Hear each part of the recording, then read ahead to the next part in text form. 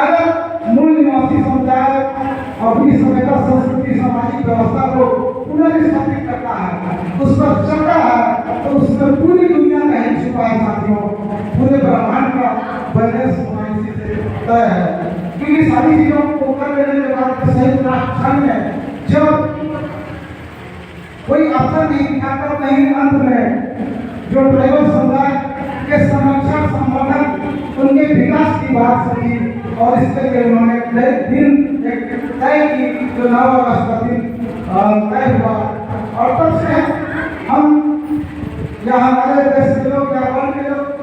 World indigenous peoples day मना रहे हैं। ये पहला पहलू है साथियों, मैंने पहले पार्ट में आप लोगों के समक्ष रखा। अब सवाल यह उठता है, हम विगत 82 की बात करें तो पूरी दुनिया 25-30 सालों से ये काम करते आ रही है, वर्ल्ड इंडिजिनियस पीपल्स डे मनाते आ रही है, विश्व मूलवासी दिवस मनाते आ रही है। लेकिन हम अगर 1982 में पीछे जाएं और आज 2024 में, तो क्या कुछ बदलाव आया?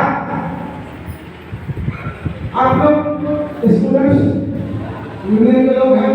एनर्जेटिक लोग हैं, ऊर्जावान लोग हैं, अभी आपका भविष्य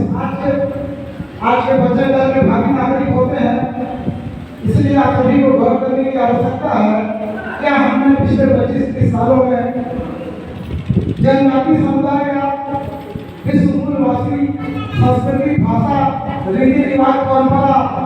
को सहेजने में क्या हमने ऐसा कोई काम किया ताकि पीछे मुड़ के देखें तो नजर आए कि हमने देश में आगे बढ़े हैं? शायद मुझे नहीं लगता दोस्तों, मुझे ऐसा कुछ नजर नहीं आता। शायद कुछ लोगों को मेरी बात नकारात्मक लगे, निगेटिव लगे, लेकिन शुद्ध मन से इस दिवस की 9 अगस्त की अगर आयोजन की प्रामाणिकता, इसकी उपयोगिता पर गौर करें अगर, तो यह बात समझ में आती है कि हम लोग जो काम कर रहे हैं कहीं न कहीं हम काम उस तरह से नहीं कर पा रहे हैं जिसकी आवश्यकता है, यानी कि रचनात्मक कार्य करने की आवश्यकता है। अगर हम पीछे मुड़ के देखें तो दिखे कि हमने कुछ किया है और आने वाली पीढ़ी उस ये हुए कार्य को और आगे ले जाए। ऐसी कोई चीजें दिखाई नहीं देती,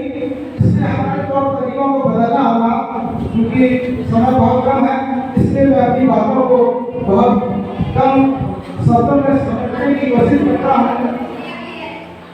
तो साथियों, मेरे कहने का जो अवसर है, हम प्रतिवर्ष कुछ ऐसा काम करें जिससे वास्तव में हमारी भाषा, हमारी संस्कृति, हमारी सामाजिक व्यवस्था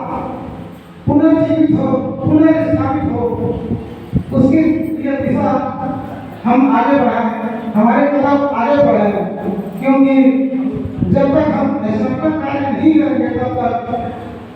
वैसा कुछ भी नहीं हो सकता, क्योंकि हमें समीक्षा करने की जरूरत है। एक लाइफ में हमने शब्दों में कहूँ अपने विगत वर्ष किए कार्यों की, उस समय किए गए संकल्पों की, उस समय किए गए प्रयासों की हमें प्रत्येक वर्ष समीक्षा की जानी चाहिए। और उस समीक्षा के उपरांत जो है नेक्स्ट 1 ईयर, अगले 1 सालों के लिए रूपरेखा बनानी चाहिए, कार्य करनी चाहिए। तभी हम वास्तव में समाज का या समुदाय का की सार्थकता को सिद्ध कर सकते हैं साथियों। क्योंकि हम रचनात्मक काम हमें करने की जरूरत है और इसी के तहत दारा मकान जी ने कहा था, मैं बहुत कम शब्दों से कुछ चीजों को और शेयर करना चाहूँगा। सामाजिक संपदा, सामाजिक उत्तरदायित्व निर्वहन। तो सामाजिक संपदा और सामाजिक उत्तरदायित्व निर्वहन अगर करते हैं हम,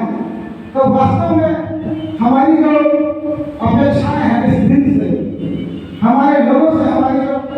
उम्मीदें हैं वो हम पूरे कर सकते करते हैं, क्योंकि सामाजिक संपदा, सामाजिक उत्तरदायित्व निर्वहन से समाज में एक प्रतिदिन कमाने वाला व्यक्ति, एक दैनिक मजदूर से लेकर एक IAS, IPS, IFS, IRS rank पर बैठा हुआ व्यक्ति भी उसमें समानता की श्रेणी में आ जाता है और सभी एक साथ उसमें व्यवस्थित होते हैं, सामाजिक व्यवस्था से शासित होते हैं। तो साथियों, कहने को बहुत है, बस समय भी काफी कम है, इसलिए मैं बहुत ज्यादा नहीं कहूँगा।